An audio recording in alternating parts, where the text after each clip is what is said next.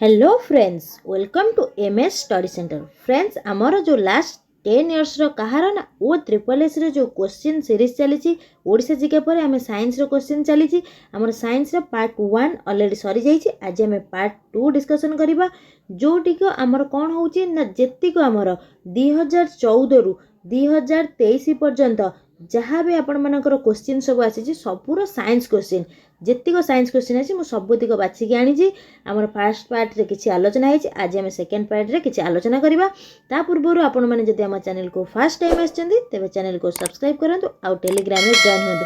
Telegram रे link आपण मानको डिस्क्रिप्शन रे दे देछि। देरी न करी समय नष्ट न करी आम क्लास स्टार्ट करबा। कौन देखंतु आमर एतिको फर्स्ट क्लास रे आमर सर जाइछि। आम आज कोन करबा ना सेकेंड पार्ट रे देखिबा कोन अछि। देखंतु एई जगह आपण मानकर सरी जाइतिला normal range of blood pressure of human body जोड़ा थिला आपण मानकर 120/80। एबे देखिबा हमर इजी फर्स्ट क्वेश्चन पार्ट 2 रो फर्स्ट क्वेश्चन कोन अछि। कोन क्वेश्चन बिले अछि ना which one of the following statement is incorrect. जो चारटा ऑप्शन देछि ता भितर कोटा इनकरेक्ट कहा रिलेटेड ना the chief function of the heart. आ फर्स्ट पार्ट रे पिला हम कोन करथिला ना लंग्स रो चीफ फंक्शन बा लंग्स रो फंक्शन भितरु हमर थिला क्वेश्चन करथिले एंड लिवर ऊपर भी क्वेश्चन थिला। आज अछि हार्ट ऊपर क्वेश्चन।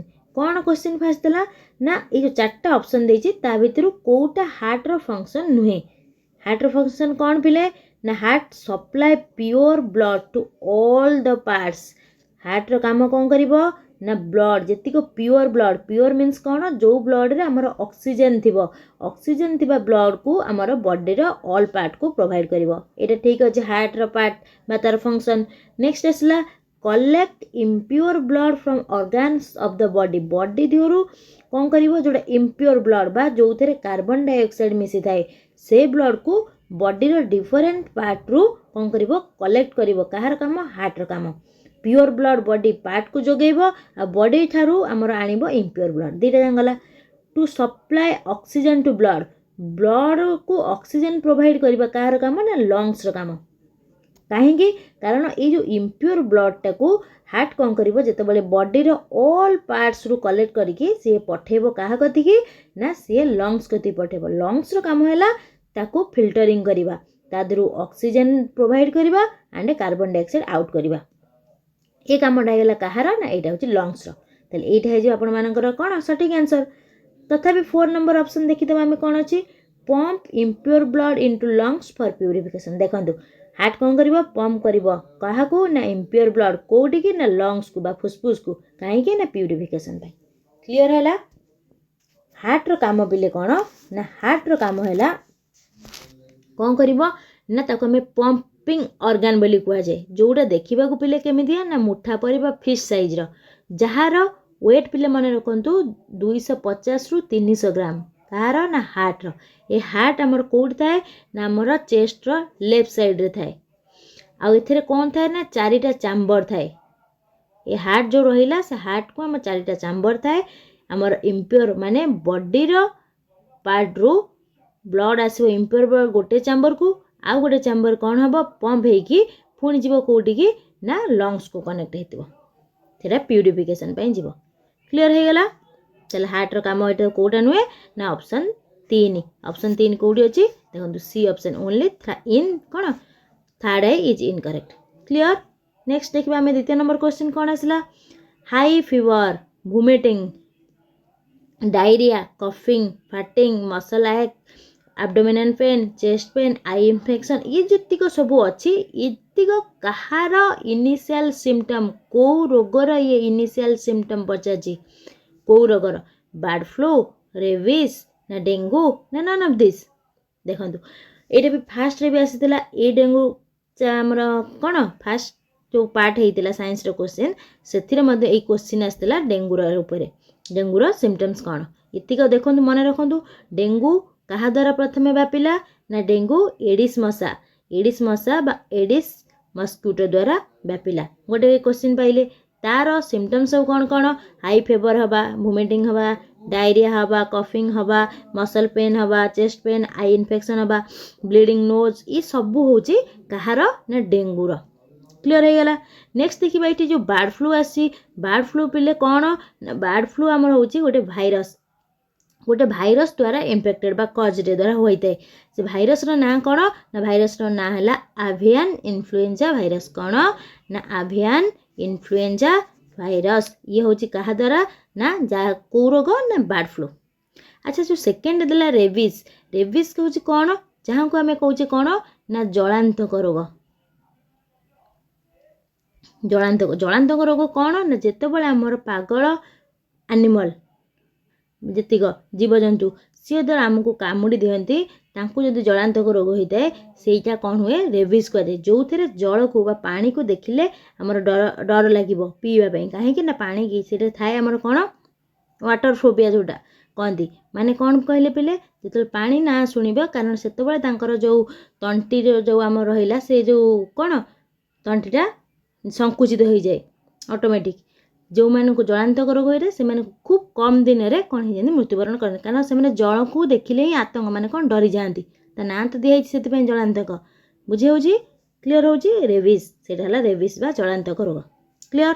नेक्स्ट क्वेश्चन देखिए आम कौन ना which of the following is not an example of A biomass energy ये जो देइछि ता भीतर बायोमास एनर्जी की बायोमास कहले कौन ना जो एनर्जीटा आमे कोउट पाइथिबा प्लांट किंबा एनिमल पाखरु कौन पिले ना जो एनर्जी आम प्लांट बा एनिमल मानक पाखरु पाइथिबा ताको आमे कहया बायोमास एनर्जी वुड प्लांट रु पाइछे गोबर गैस एनिमल रु पाइले एग्रीकल्चरल वेस्ट से सब कौटू ना आमर प्लांट एनिमल आसला किंतु ऑप्शन सी जो देछि न्यूक्लियर एनर्जी एटा होछि कि मास कौन बायोमास एनर्जी रा सोर्स नुहे तल पाई गले आंसर है जो ऑप्शन सी क्लियर होछि जदि बुझी होछि पिले माने निश्चिंत लाइक करंतु आउ शेयर करने को जमा भूलें। नेक्स्ट क्वेश्चन आम देखा सेम क्वेश्चन डिजीज रो नेम देइछि सी को डिजीज को बॉडी रो को पार्ट को अफेक्ट करे सेटा देइछि तो ये फर्स्ट कौन देखिए आम फर्स्ट देला निमोनिया तो निमोनिया हेले मन रखु निमोनिया आमर क्या अफेक्ट करे ना लंग्स को अफेक्ट करे क्या ना निमोनिया हूँ लंग्स को अफेक्ट करे तो ये आम देखिले निमोनिया बोन्स को देइछि एटा गोटे भूल पाइले किए भूल है आई भूल है। नेक्स्ट देइछि क्या ना नेक्स्ट देइछि सिनुस्टिस सिनुस्टिस होछि काहाकू ना लंग्स को आमर काहाकू बिले नोज को देइछि लंग्स किंतु सेटा अफेक्ट करे आमर काहाकू ना नोज टुआई भी भूल देला निमोनिया आमर लंग्स को अफेक्ट करे किंतु देइछि कोन बोन सिनुस्टिस सी होछि काहाकू अफेक्ट करिवो नोज को किंतु देइछि लंग्स दीटा भूल पाइले। टाइफॉइड थर्ड देइछि पिले किए ना टाइफॉइड टाइफॉइड जो रोगटा आसला सेटा आमर काहाकू ना स्मॉल इंटेस्टाइन कौन बा क्षुद्रांत आम जहाँ कहे स्मॉल इंटेस्टाइन ताकू अफेक्ट करे ताल टाइफॉइड इंटेस्टाइन ठीक अच्छी ताड़े ताल ठीक अच्छी। ट्राकोमा कौन अच्छी ना ट्राकोमा हूँ आमर गोटे आई डिजीज जोटा आमर जोटा आखि धरे कहती इन्फेक्शन हुए जोटा बैक्टेरिया मानक द्वारा आई इन्फेक्शन हुए ताको ट्राकोमा कहती सेटा भी मध्य आई ठीक अच्छी आई भी मध्य। नेक्स्ट आसला टॉन्सिल्स टॉन्सिल आमर कौन जोटा आम गलगंड रोग जोटा आमर थायराइड ग्लैंड जोटा आमर बेक पाखरु तलकू जो आमर ग्लैंड थाए तो कहते थायराइड ग्लैंड से थायराइड ग्लैंड फुली जाए तो कहते टॉन्सिल तो ग्लैंड है ये भी ठीक अच्छी ताले आमर थर्ड आई भी आ भी तार जो डिजीज देइछि तार अफेक्टेड पार्ट्स को ठीक अच्छी किंतु आई आउ टू आई दीटा जाक भूल अच्छी ताले आई आउ टू आई कोडी अच्छी देखो option A only I and two I are incorrect clear हो पिले बुझी होछि तेमे आगु जिबा देखिबा। Next question which of the following statement is true ये पचार ट्रू जो ऑप्शन देइछि ता भीतर को स्टेटमेंट ट्रू देखो फर्स्ट देला the human skeleton systems consisting of 206 बा 206 खंड long short and irregular bones से बोन गुड़िक आमर कौन करे। प्रथम क्वेश्चन है जोड़ा आमर कंबाइन रिक्रुटमेंट होता आरआई तादर क्वेश्चन आसीला ह्यूमन मानकर केते खंड हाड़ अच्छी फास्ट क्वेश्चन पाइले 206 खंड हाड़ ये मन रखु जो बर्न चाइल्ड बा बाथ होता सागे सागे जोड़ा आम बेबी मानकर से बोन्स केते थाए ना 300 धीरे धीरे से जॉइंट होगी आमर केते खंड एडल्ट हो गले ना 206 खंड हो जाए क्लीयर गोटे क्वेश्चन पाइगले दीटा। नेक्स्ट देखा सी दे बोन्स बा स्केलेटन सिस्टमटा आमर कौन करे स्टिफेन द बॉडी बॉडी को कौन करे ना गोटे कौन दिए स्ट्रक्चर दिए ठीक करे। नेक्स्ट आसला प्रोटेक्ट इंटरनल ऑर्गन्स आमर स्केलेटन सिस्टम काम कौन आमर जो इंटरनल ऑर्गन रहा जोड़ा चेस्ट अच्छी से हार्ट थाउ लंग्स थाउ कि आम बॉडी पेट रहा किए आमर लिवर हो कि आमर हार्ट हो कि आमर स्टोमक हो किडनी हो ये सब काम बा जो इंटरनल ऑर्गन्स अच्छी ताकू प्रोटेक्ट करिए ना स्केलेटन सिस्टम से भी तार काम आउ कौन करे ना गिव शेप टू बॉडी कौन कर बॉडी प्रोवाइड करे कौन बॉडी को गोटे स्ट्रक्चर दिए देखो आमर जदि पिले माने स्केलेटन न था हाड़ न था केवल मांस था से सब कौन होता खाली नटिकी था ना नहीं मांस गुड़िक कौन बेंड हो रही था जेहेतु आमर गोटे स्केलेटन रहा ता ऊपर मांस आसूची से आम गोटे बॉडी कौन कर शेप प्रोवाइड करा भी अच्छी नेक्स्ट है provide levers for muscles to work ये कौन कर मांस पेशी को कौन करुच्ची कौन लेबर दौची जमती आम मेसीन मानक सब लिवर थाए तो सहीटा मांस पेशी को दौर कौन काम करने कि हाड़ ताले जेतिक देती चार्टा जाक सबू जाक हूँ स्केलेटन काम स्केलेटन बा स्केलेटन सिस्टम काम ताले आंसर हो option D all are correct clear 206 खंड आडल्ट मानकर माने जन्म होता शिशु मानकर 300 सी कौन करे ना स्केलेटन सिस्टम काम है इंटरनल ऑर्गन को प्रोवाइड करवा कौन प्रोटेक्ट करवा बॉडी को शेप देवा आउ आम मसल मान को कौन करवा हेल्प करे काम करने ओके क्लियर नेक्स्ट देखा क्वेश्चन कौन अच्छी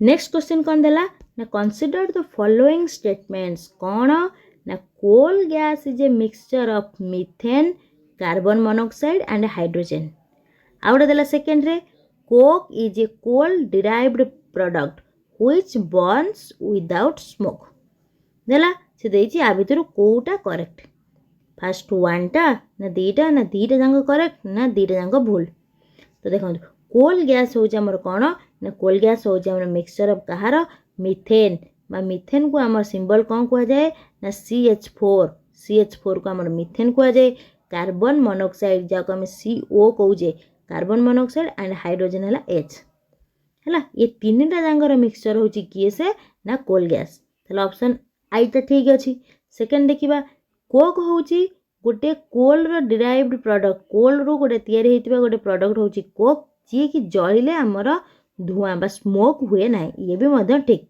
कोक जलिले धुआं हुए ना ताले आंसर हो ऑप्शन सी बोथ 1 and 2 दीटा जाक हूँ पिले कौन ना करेक्ट से पचार एभ भितर किए करेक्ट ताले दीटा जाक करेक्ट है मिथेन कार्बन मोनोक्साइड आ हाइड्रोजन तीनटा जाक मिसिक हूँ किए ना कोल गैस क्लीयर हो गला नेक्स्ट आगू जावा आम देखा कौन क्वेश्चन अच्छी नेक्स्ट क्वेश्चन आसला देखते पिले which of the following statement regarding ozone layer पिले कहार ना ओजोन लेयर को नहीं कि जो स्टेटमेंट देछि ताहा भितरु से पचारछि कोटा करेक्ट नुहे बुझेला देखो ओजोन लेयर जाको हमें O3 कहूचे ओजोन लेयर से ओजोन लेयर काम कौन ना आमर जो सनलाइट रू आसुची यूवी अल्ट्रा वायोलेट रे बा रश्मि ता धुरु आमर को कौन करुची प्रोटेक्ट करुची है से अल्ट्रा वायोलेट रश्मिटा कौन आसो ना ओजोन लेयर रे रही ऑब्जर्व होगी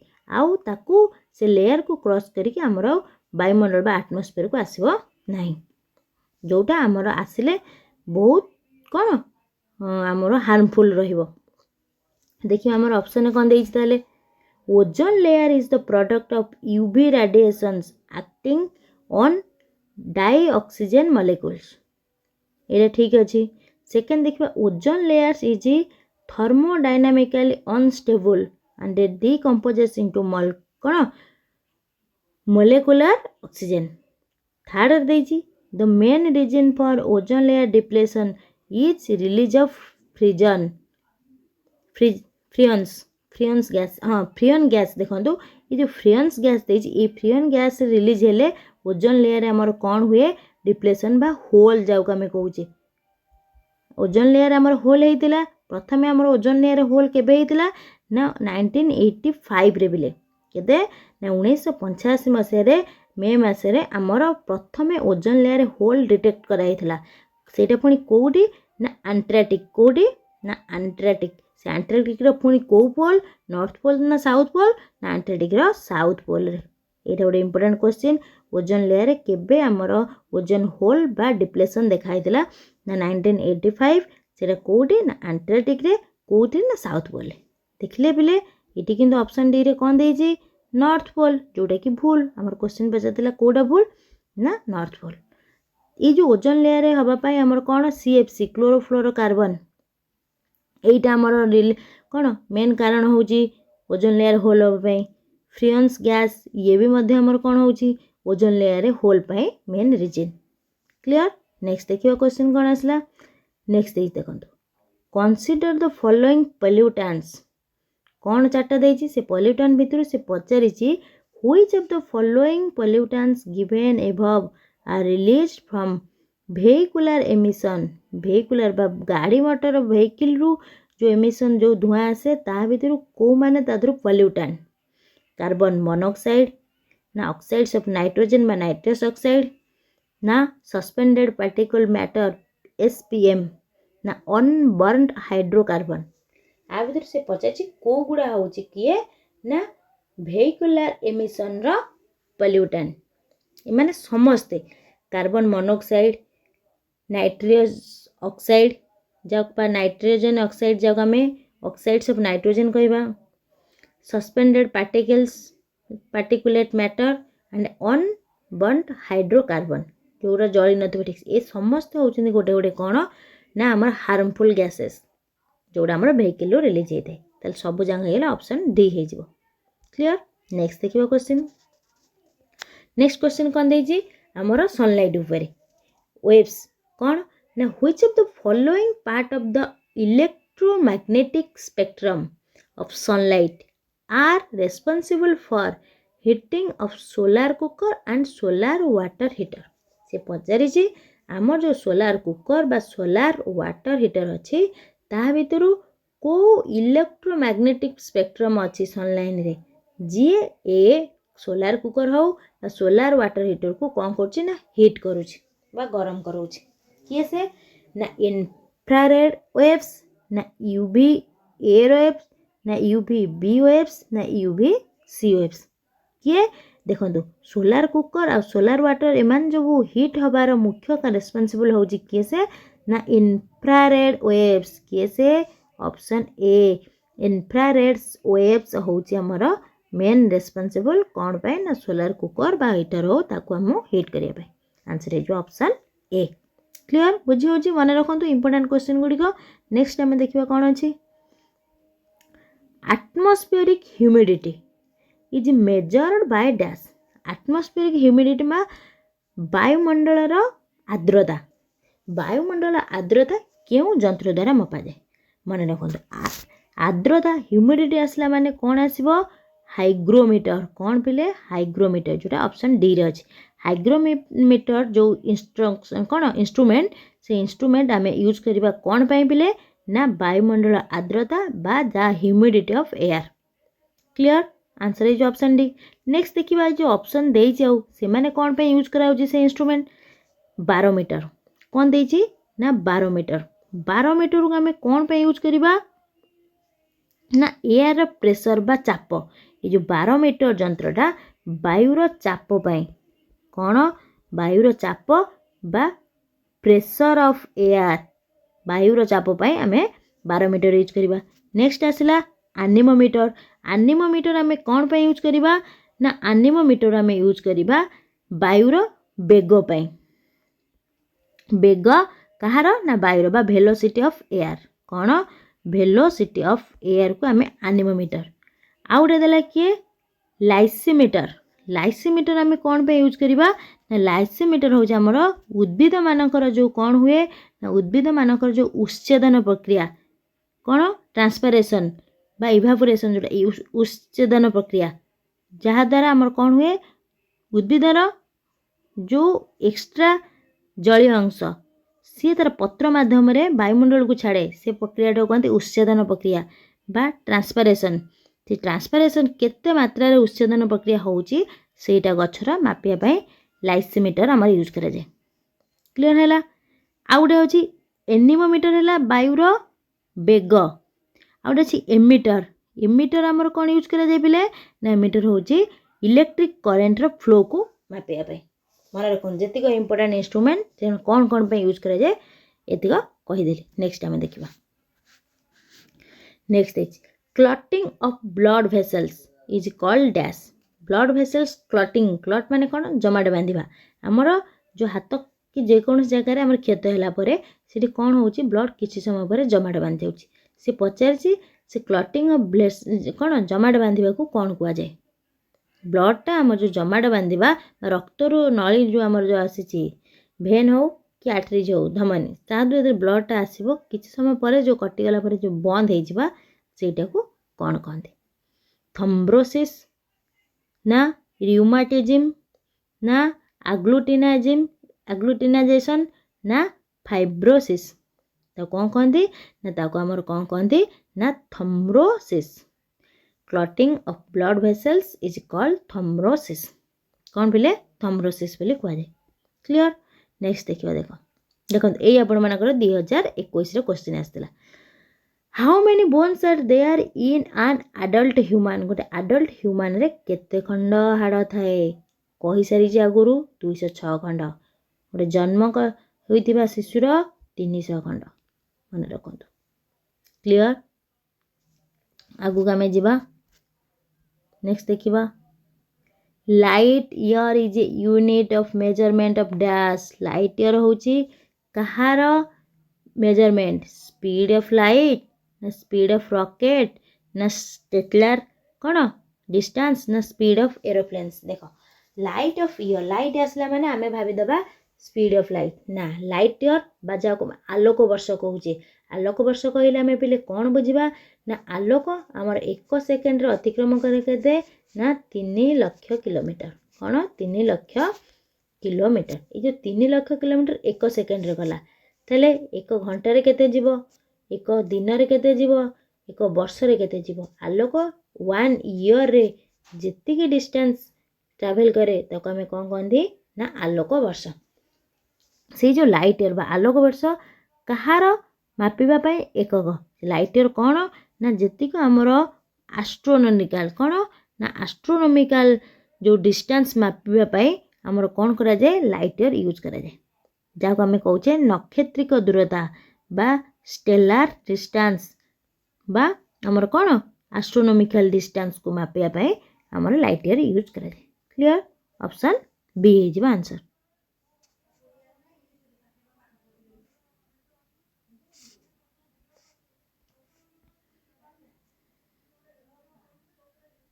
ନେକ୍ସଟ ଦେଖିବା କ୍ୱେଶ୍ଚିନ୍ କ'ଣ ଆସିଛି।